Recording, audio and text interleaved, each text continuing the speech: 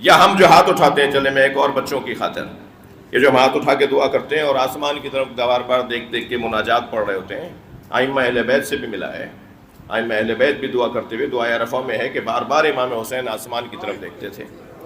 دعائے عرفہ جو آج امام حسین کی دعا ہے. اور پھر آخری جو جملے ہیں اس میں تو حضرت نے اپنی داڑھی کو اپنے ہاتھ میں پکڑا ہوا تھا اور اپنا ایک ہاتھ فضا میں اٹھایا ہوا تھا، اور اتنا رو رہے تھے کہ حضرت کی داڑھی بھی آپ کے آنسوؤں سے تر ہو گئی تھی اور آپ کا ہاتھ بھی آپ کے آنسوؤں سے تر ہو گیا تھا.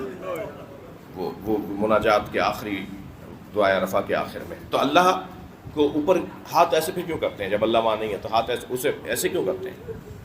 جی ہم اللہ کی بارگاہ میں جو ہاتھ ایسے بلند کرتے ہیں نا، جوڑ کے بیٹھ جاتے ہیں، تو یاد رہے یہ اس وجہ سے نہیں ہوتا کہ اللہ اوپر ہے، بلکہ یہ ہاتھ کا پھیلانا عاجزی ہے، اور اللہ کی بارگاہ میں سب سے بڑی عبادت عاجزی ہے.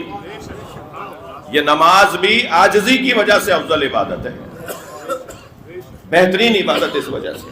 دوسری بات یہ رہے کہ یہاں آسمان سے مراد سمو مادی نہیں ہے، ہر بلندی کو آسمان کہتے ہیں، ہر بلندی کو آسمان کہتے ہیں.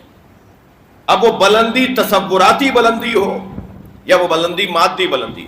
قرآن نہیں کہتا کہ ہم نے آسمان سے پانی برسایا، تو پانی تو بادلوں سے برستا ہے، آسمان سے کہاں برستا ہے. تو یہاں آسمان سے مراد سمو ہے، بلندی ہے.